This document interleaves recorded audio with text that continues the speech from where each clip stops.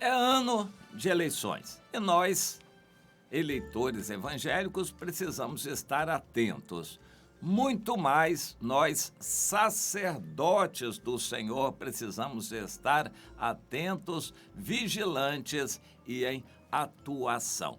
Eu quero falar sobre a atitude do governador do Rio de Janeiro, governador Witzel, na sua atitude de criticar o governo federal e agora ameaçar entrar na justiça pedindo ressarcimento pelo fato de o governo federal ser responsável por entrar em fuzis, armas pesadas e proibidas no Rio de Janeiro.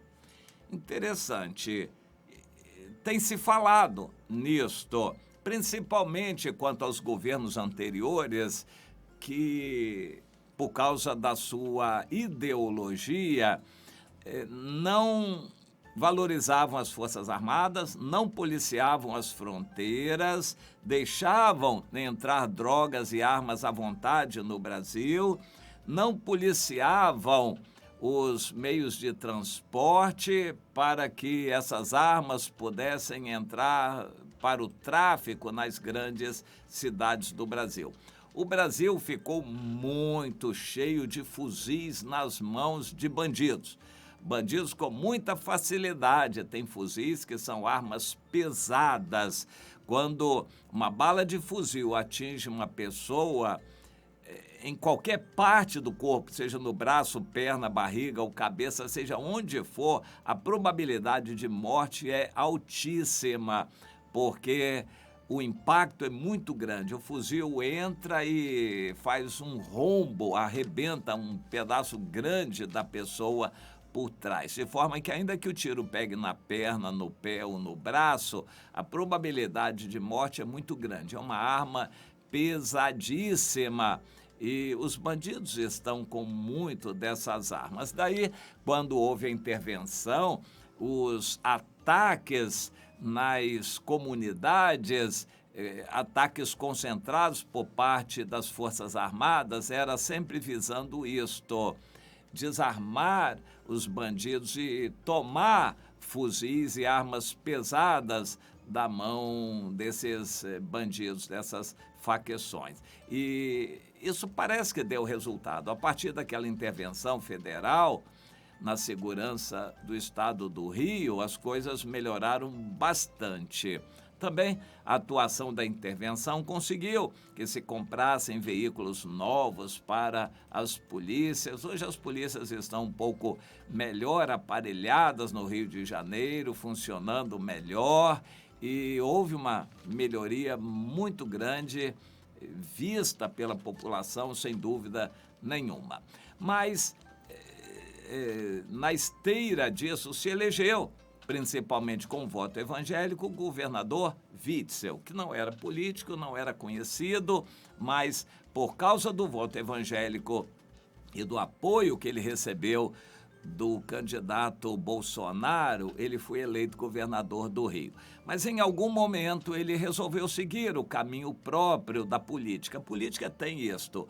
Nós hoje temos o mesmo eleitorado do Rio de Janeiro que elegeu o prefeito da capital do Rio de Janeiro, o governador e o presidente da República. O mesmo voto evangélico, que representa aproximadamente a terça parte do eleitorado, com mais um pouquinho de votos aí conservadores, se elegeram os três. Porém, não se entendem.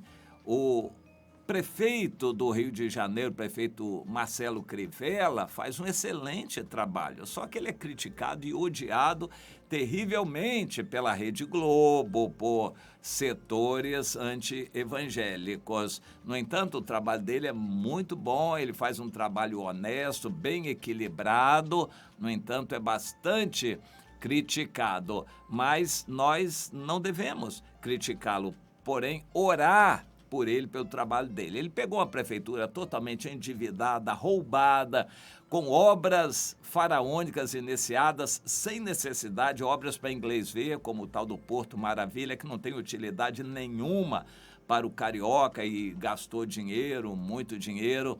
E assim, a prefeitura estava totalmente fora do objetivo de atender a população. O prefeito Crivella está tentando melhorar as coisas e está fazendo um bom trabalho, no meu entender, um excelente trabalho. E, no entanto, ele não é apoiado pelo governador, não sei se é apoiado pelo presidente, muito pouco. O presidente da República deveria, no meu entender, apoiá-lo. Já o governador Witzel, que foi eleito com o apoio, principalmente por causa do apoio do presidente Bolsonaro, também ele se desligou politicamente e está em rota de colisão. Agora, a gente precisa procurar entender isto. Nenhum deles quer abrir mão do eleitorado evangélico, que é um eleitorado muito bobo. É fácil de ser comprado e manuseado o eleitorado evangélico, infelizmente.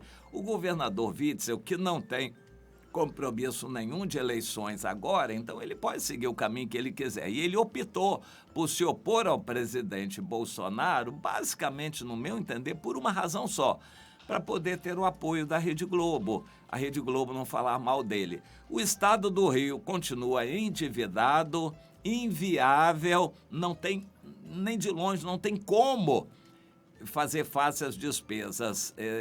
Tem uma despesa de 70 bilhões e arrecadação de 60 bilhões. E não tem onde tirar esses 10 bilhões de diferença. Vai fazendo empréstimos, fez um acordo com o governo federal, mas que não deve ser renovado. E assim, o estado do Rio não tem atividade econômica para se manter. É um estado, digamos assim, inviável, meio falido, mas há sempre na política ideias criativas para poder ir sobrevivendo e tirar proveito. Como não tem grandes obras a fazer, não tem nem dinheiro, não tem como fazer grandes obras, eles têm que aparecer na mídia de alguma forma. E o governador aparece falando mal do presidente. Agora inventou esta de colocar a culpa de todos os crimes no Rio no governo federal. Ele diz que é atribuição do governo federal de não permitir que armas pesadas venham para o Rio. Então ele diz que já determinou o procurador-geral o ingresso de uma ação ordinária no STF para cobrar da União as despesas que o estado do Rio está tendo com as pessoas falecidas em decorrência de armas pesadas. Todos sabem que o policiamento é atribuição dos estados e não do governo federal. Mas ele está querendo abrir esta polêmica para ter holofote, ter destaque na mídia, principalmente na Rede Globo, contra o presidente, e comprou mais essa briga. Isso é tática de político, precisa aparecer. A mesma tática o presidente da República, Jair Bolsonaro, tem usado. Ele compra brigas desnecessárias, fala bobagens. É a tática que ele usa para abrir espaço na mídia, a mídia falar dele. Fale mal, mas tem que falar dele. E ele também tem usado esse artifício. Então, eles têm ensaiado briguinha um com o outro, um fala mal do outro, o governador, o presidente. Isto para nós não é bom, não é saudável, não demonstra um país estabilizado, um estado que vai bem. Pelo contrário, vai muito mal o estado do Rio. Então, são ações assim tipicamente políticas, interesseiras. Nenhum deles quer abrir mão do eleitorado evangélico, mas eles não se humilham porque têm seus projetos pessoais. Política é assim. Nenhum deles é santo maravilhoso, não. Quem está na política tem que agir de acordo com as armas da política. Nós que não queremos política, estamos de longe, queremos um país em paz, o que não vai acontecer porque com os governantes em rota de colisão, neste ambiente criado, as polêmicas entre o Executivo e o Legislativo no plano federal, a Câmara dos Deputados, o presidente deputado Rodrigo Maia em rota de colisão com o Planalto. Isso não vai ter resultados bons para o país. Nos Estados Unidos, o Abraham Lincoln, que levou o país a uma guerra, ele disse que a guerra foi necessária, levou 10 anos aquela guerra chamada de secessão, guerra para não divisão do país. O Abraham Lincoln citou Jesus, que disse: uma casa dividida contra si mesma não pode subsistir. E assim, Abraham Lincoln, que é tido como um dos maiores presidentes da história norte-americana, levou o país a uma guerra que durou 10 anos, mas manteve o país unido.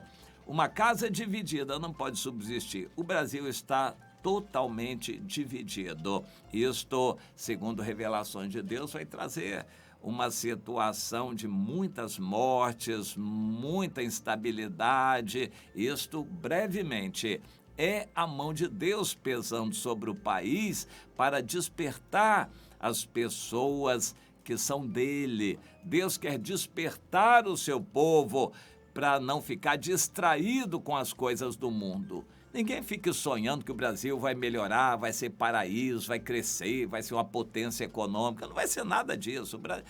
O anticristo já está por aí, a volta de Jesus é breve. O Brasil vai continuar isso aí, um caudatário do mundo, um afluente do anticristo, do espírito do anticristo, que é esse capital internacional que manda e é quem está também ditando a política do Brasil. Portanto, o Brasil não vai melhorar em nada. Daqui por diante não tem sonhos e grandeza de país, coisa nenhuma. E o que vai acontecer é que vai explodir este confronto direita e esquerda. Isso vai acabar explodindo, trazendo muitas mortes para o Brasil. Mais ou menos o que está acontecendo na Venezuela, de certa forma, vai acontecer no Brasil. Ou o que aconteceu no passado, que justificou o regime militar, vai ter que acontecer no Brasil, e Deus está providenciando para que situações convulsivas aconteçam no Brasil, até mesmo por epidemia, chuvas e por crimes das facções criminosas ou por convulsões políticas, seja como for, Deus está providenciando essa situação para despertar o seu povo. É triste a gente ver governantes utilizando essas estratégias, mas a política usa isso, golpes baixos.